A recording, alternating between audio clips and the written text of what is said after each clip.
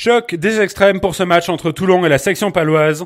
Pour ce premier match de l'année 2016 à Mayol, l'objectif est clair. Pour les Toulonnais, il faut accrocher un bonus offensif avant de basculer sur la Coupe d'Europe. En phase 2, les Palois décomplexés n'attendent pas forcément grand-chose de cette rencontre. Ce sont d'ailleurs les hommes de Simon Mannix qui ouvrent le score. Ils sont rapidement rejoints par le RCT qui envoie du jeu à la 26e minute et qui passe au sol sur cette action. Le ballon qui passe dans les bras de Fernandez Lobé qui lui-même va être propulsé au sol par la bonne défense paloise. Le ballon qui sort vite avec ici Quade Cooper, la vista de l'Australien qui trouve James O'Connor bien démarqué sur son aile et qui inscrit le premier essai de Toulon dans ce match. Un essai qui intervient après 26 minutes de jeu seulement, la faute à la bonne défense paloise qui a muselé les premières attaques du RCT dans la première mi-temps. On voit ici la vista de Quade Cooper qui trouve James O'Connor et ses appuis pour inscrire le premier essai de ce match pour le RCT. Les Palois qui vont tenter de réagir à la demi-heure de jeu à travers cette mêlée.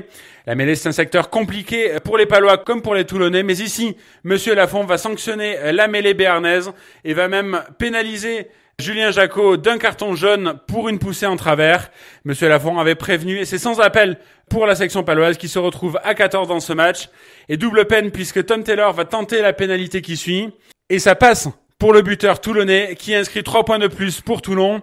11-3, c'est d'ailleurs le score à la mi-temps et dans l'adversité, les Varois vont revenir à leurs fondamentaux avec une bonne touche et un ballon porté. Les Palois contiennent dans un premier temps l'avancée varoise sur ce ballon porté, mais dans un deuxième temps vont devoir faire face à l'avancée varoise. Les Toulonnais qui avancent mais qui sont mis au sol par la bonne défense paloise.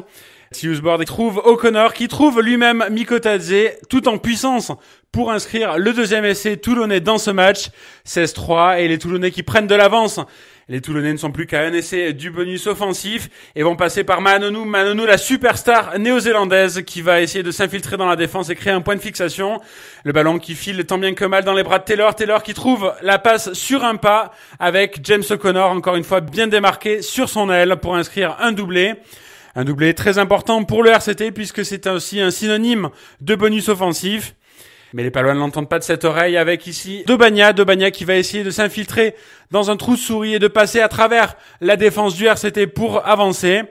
Le demi-mêlée palois qui va être mis au sol et le ballon qui va aller dans les bras de Conrad Smith qui feinte la passe, mystifie Manonou et prend de vitesse Brian Abana, rien que ça, pour inscrire le premier essai de la section paloise dans ce match. Un essai très important puisqu'il prive les Toulonnais du bonus offensif. Les Palois qui vont ensuite enfoncer le clou à 5 minutes du terme avec un essai de pénalité accordé par Monsieur Lafont. 21-17 après la transformation de Colin Slade. Les Palois qui reviennent dans le jeu et il fait bon être à la 80e minute pour Quade Cooper qui tape en touche pour mettre fin à ce match. 21-17, ce n'est sûrement pas l'issue qu'attendait Bernard Laporte au début de ce match. Un bonus défensif qui fait beaucoup de bien en revanche à des Bernais héroïques qui ont mené la vie dure au triple champion d'Europe.